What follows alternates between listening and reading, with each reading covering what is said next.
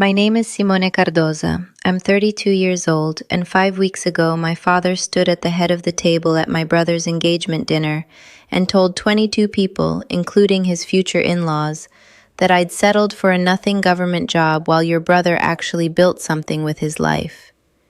He didn't know that 3 days earlier, my auditing firm had been formally assigned a fraud review of his own logistics company, Cardosa Freight Solutions, after an anonymous tip landed on our intake desk. I sat there with a glass of untouched wine and didn't say a word. I didn't need to. Because in 6 weeks, one way or another, my father was going to find out exactly what nothing had actually built. To understand why I stayed so calm at that table, you need to go back 9 years, to the year I chose a career my family has never once described without air quotes. Before I get into it, if you're new here, take a second to subscribe to The Quiet Reckoning. It genuinely helps this story reach more people. Drop the word underestimated in the comments if your family's ever measured your worth by your paycheck instead of your actual work. I read every comment. Now let me take you back to where this really started, because you need the full picture before the ending makes any sense. I'm a certified fraud examiner and senior forensic auditor at Halbrook & Vance, a mid-sized accounting and compliance firm based in Charlotte, North Carolina, that specializes in forensic audits for mid-market companies. The kind of firm most people have never heard of, unless their business gets flagged for financial irregularities, and someone like me shows up with a laptop and a list of questions nobody wants to answer. It's detailed, unglamorous work. Bank statement reconciliation, invoice cross-referencing, payroll pattern analysis. I've spent 9 years getting very good at noticing the kind of small inconsistency that, multiplied across a few hundred transactions, usually means someone's either careless or hiding something. I mention the firm's size because my family has spent 9 years assuming auditor means I sit in a cubicle stamping tax forms for $40,000 a year. My father, Manny Cardoza, built Cardosa Freight Solutions from a single delivery van in 1998 into a regional trucking and logistics company, now running close to 60 vehicles across 3 states, doing an estimated $14 million in annual revenue. My older brother, Theo, has worked there since he graduated college, moved up to operations director, and is, by every visible measure, the son who made it, the one who gets toasted at every family dinner for expanding the fleet or landing a new regional contract. I took a different path on purpose. In college, I did an internship with the state auditor's office investigating small business fraud, and something about it clicked in a way accounting classes never had. The puzzle solving of it, the quiet satisfaction of finding the one number that didn't belong. I finished my CFE certification at 26, took a junior position at Halbrook & Vance, and worked my way up over 6 years to senior auditor, a role that now pays considerably more than most of my family assumes, though I've never corrected them, mostly because the conversations never got far enough for the correction to matter. My father, at every holiday, asks Theo detailed, admiring questions about fleet expansion and new contracts. He asks me at most, "Still doing the numbers thing?" and moves on before I can answer. I didn't build resentment over this, not really, not for years. I loved the work regardless of who respected it. What changed, slowly, was watching my father's dismissiveness curdle into something sharper as Theo's engagement approached, and the family narrative around who's actually succeeding got louder and more explicit, especially in front of Theo's fiancé's family, who my father seemed determined to impress with a very particular version of the Cardosa family story, one where I barely featured except as a mild disappointment mentioned in passing. The anonymous tip that landed on our firm's intake desk 7 weeks ago had nothing to do with any of that. It came in through a standard whistleblower channel, flagged for review by our compliance team before it ever reached me specifically. An employee, unnamed, alleging that Cardosa Freight Solutions had been misreporting fuel and maintenance expenses on state contract invoices for at least 2 years, potentially inflating reimbursement claims on government logistics contracts by a significant margin. Our firm regularly handles these kinds of state contract compliance audits, and cases get assigned based on availability and specialization, not personal connections, which nobody at my firm had any reason to flag, since I've never once mentioned my father's company by its legal name in any conversation with a colleague. I found out I'd been assigned the case on a Tuesday morning, opening the file the way I open every case, and seeing Cardosa Freight Solutions, LLC, at the top of the intake summary. I sat at my desk for a long moment before opening the rest of it. I want to be honest about the first thing I felt, reading my own family's name at the top of a fraud intake file. It wasn't triumph. It was a kind of vertigo, followed almost immediately by a very specific professional problem I had to solve fast, before I let myself feel anything else about it at all.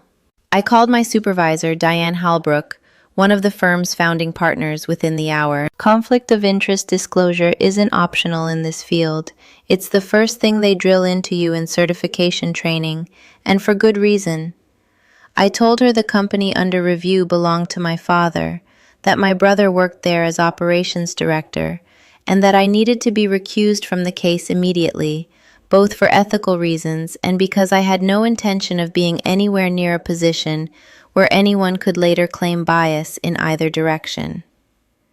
Diane appreciated the disclosure, reassigned the case that same afternoon to a colleague of mine, a meticulous auditor named Priya Sundaram, who'd worked with me on 2 other logistics sector cases over the years, and, this part mattered enormously to me, kept me fully walled off from any details of the ongoing investigation going forward, per standard firm protocol. I want to be completely clear about this because I think it matters for understanding everything that happened afterward.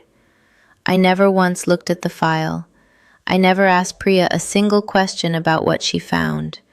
Whatever came out of that audit came out entirely independent of me, and I didn't know a single detail of it until the same time everyone else in my family did.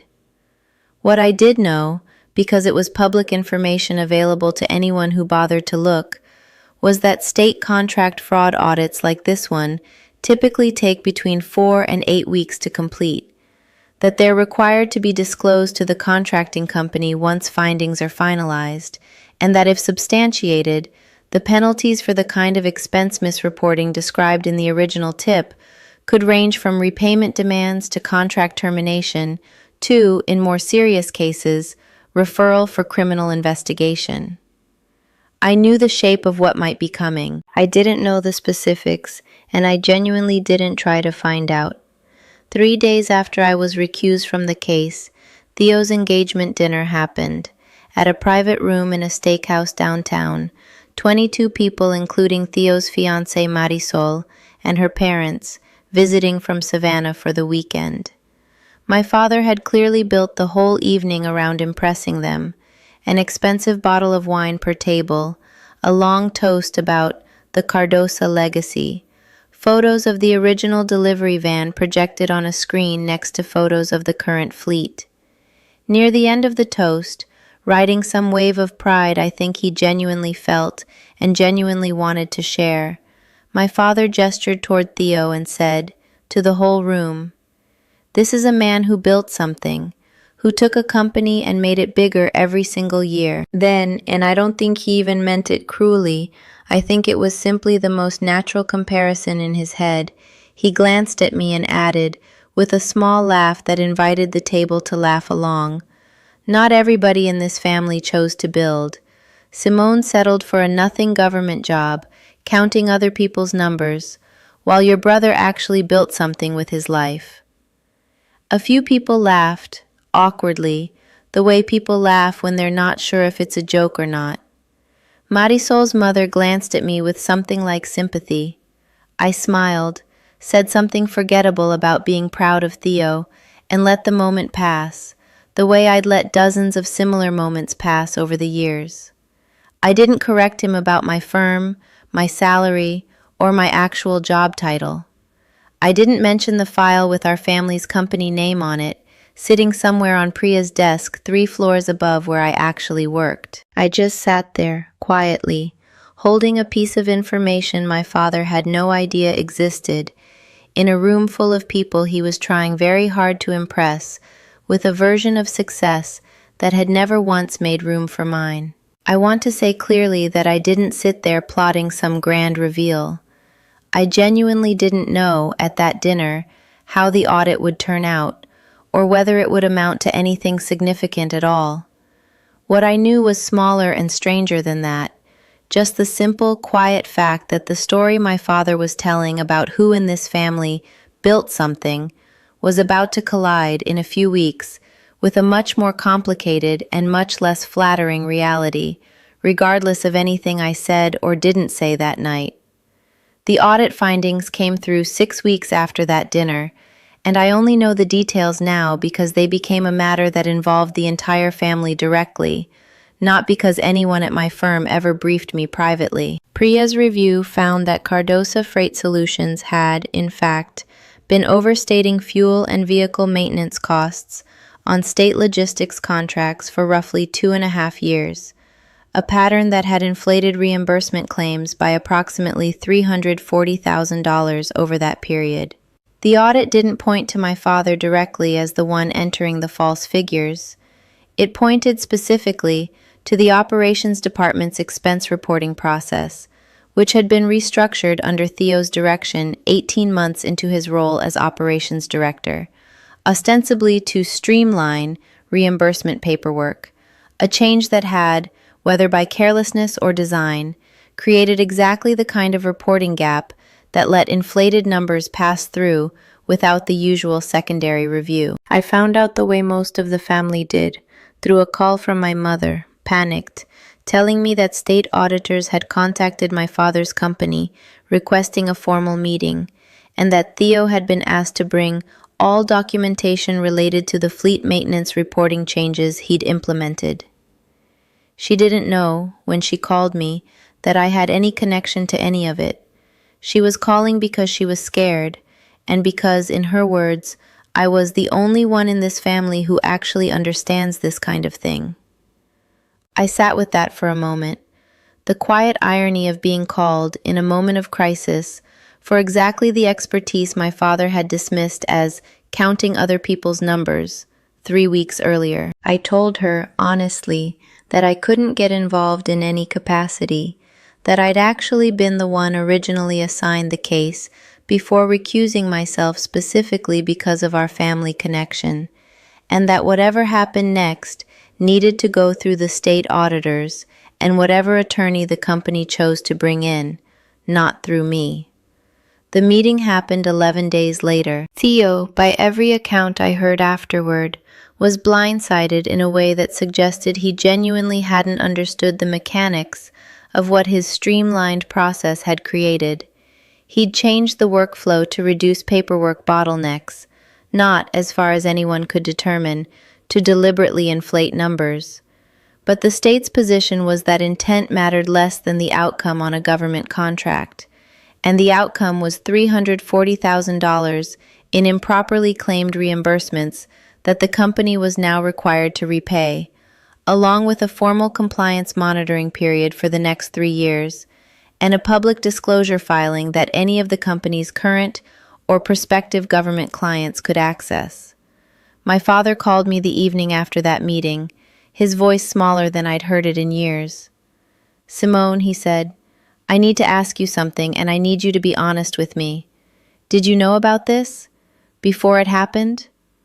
I told him the truth, plainly, that the case had come across my desk originally, that I'd recused myself the same day for exactly the reason he might expect, that I'd had zero involvement in the actual audit findings, and that I hadn't known a single detail of what Priya found until my mother called me in a panic, same as everyone else.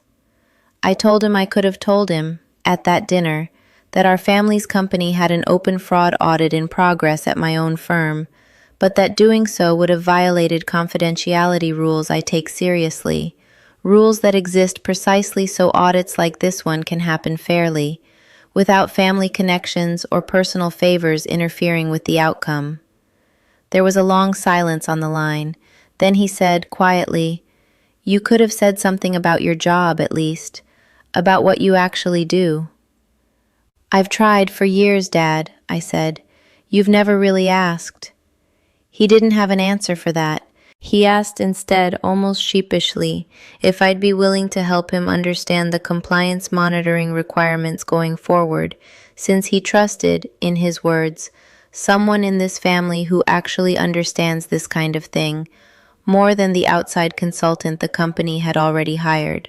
I told him I couldn't formally advise his company, given the obvious conflict, but that I could help him understand in general terms what compliance monitoring typically involves, so he wasn't walking into those 3 years blind. He thanked me quietly, in a tone I hadn't heard him use with me in longer than I could remember. 5 weeks have passed since that phone call, and the family has settled into something quieter and more careful than the version of us that existed at that engagement dinner.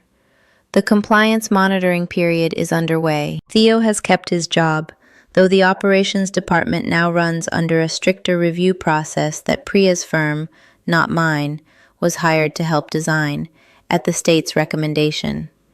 He called me himself, about 2 weeks after the meeting, and I want to describe that call honestly, because it wasn't an easy one for either of us. "I didn't do it on purpose, Simone," he said. "I want you to know that. I changed the process because the old paperwork was a mess, not because I wanted to inflate anything."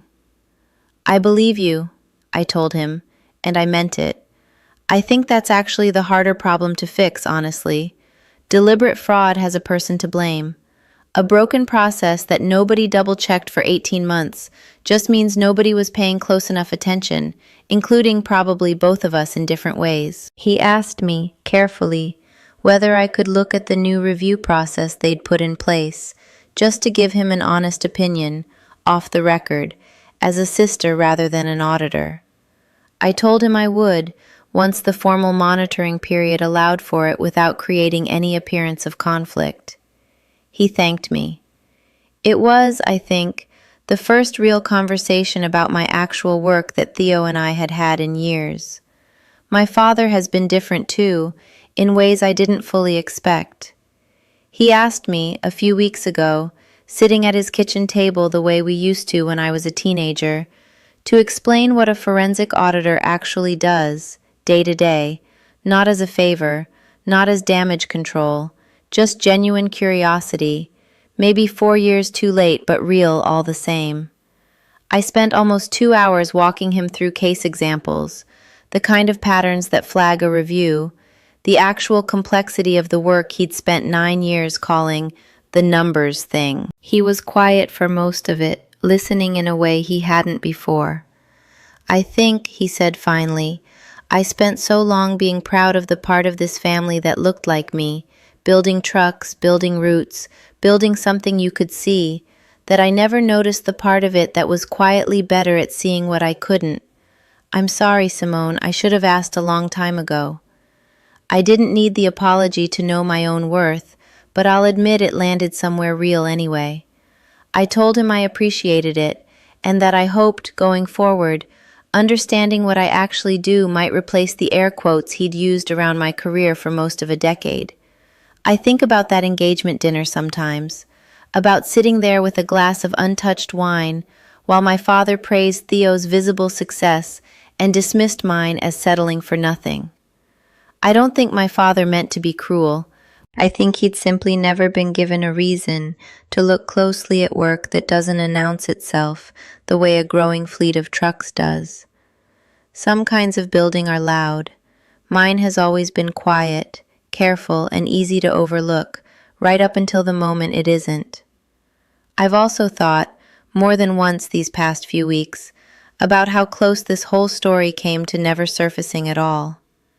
If that anonymous tip had landed on a different auditor's desk, at a different firm, in a different city, my father might still be telling that same toast at every family gathering for the next decade, and I might still be sitting quietly through it, the way I had for 9 years before this. There's something uncomfortable in that thought, the idea that the truth needed a whistleblower, and a stroke of professional coincidence to finally surface, rather than my father simply asking me, at some point across all those holidays, what I actually did all day. I don't think that absolves him of the years of dismissiveness, but I also don't think it makes him uniquely careless. I think most people build their sense of who's succeeding around whatever they can see clearly, and forensic auditing, by its very nature, is designed to be invisible until the exact moment it isn't. My mother told me a few days ago that she'd started asking Theo more questions about the new compliance process, partly out of genuine curiosity, and partly, I suspect, out of a quiet determination not to make the same mistake twice with either of her children. I think that's the real lasting shift in all of this. Not that my father apologized, though I'm grateful he did, but that the whole family seems to have recalibrated, in small, ordinary ways, what kind of work actually counts as building something. Marisol, Theo's fiancée, sent me a message a few weeks after the dinner, one I didn't expect and appreciated more than she probably realizes. She said she'd looked up what a certified fraud examiner actually does after that toast, mostly out of curiosity, and wanted me to know she thought it sounded genuinely impressive for what it's worth, which felt like a strange, small kindness from someone who'd only known our family a matter of months, and had still noticed something the rest of us had spent years not saying out loud. I've thought too about Priya's role in all of this, even though we've never once discussed the case directly and never will, by design. There's something I find almost beautiful about the structure of the work itself, the way conflict of interest rules exist specifically so that people like me can't quietly protect or quietly punish our own families, so that the outcome, whatever it is, belongs entirely to the facts and not to anyone's personal history. I recused myself the same morning I saw my father's company name on that file, and I've never once regretted it, even in the moments when staying silent at that dinner table felt almost unbearable. I think if I'd said something that night, used what I knew as a weapon in the middle of a toast, none of what came afterward would have carried the same weight. The audit's credibility depended entirely on my absence from it, and in a strange way, so did my own peace with how everything eventually unfolded. Being quiet that night wasn't submission. It was, I've come to understand, the most professionally honest thing I could have done, even though it cost me one more evening of sitting through a version of my life that wasn't true. I went to dinner with my parents 2 weeks ago, just the three of us, something we hadn't done in longer than I could remember, without Theo or extended family filling the space between us. My father asked, unprompted, about a case I was working on at the time. Nothing to do with our family, just an ordinary mid-sized retail chain with a messy inventory reconciliation problem. And he listened, really listened, asking follow-up questions that showed he was actually trying to understand the shape of what I do, not just performing interest for my benefit. It wasn't a dramatic reconciliation, no tearful apology montage, just an ordinary Tuesday dinner where, for the first time in years, my job took up more table conversation than Theo's fleet expansion did, and nobody seemed to find that strange at all. If you're watching this and your family has ever measured your worth by how loudly your success announces itself, instead of by what you're actually good at, I want you to hear this, because I spent 9 years believing that quiet acceptance was the only dignified response, and I'm not sure that was entirely true. Quiet work is still work. The kind of attention to detail nobody claps for at a dinner table is often the exact same attention to detail that ends up mattering most, whether anyone was watching closely enough to notice at the time. If this story meant something to you, tell me in the comments about a time your family underestimated what you actually do for a living. And if you want more stories like this one, hit subscribe. New stories go up every week here on The Quiet Reckoning. There's another one waiting for you, about a man who spent 15 years being called the unambitious brother, and the government contract that finally proved exactly how wrong they'd been.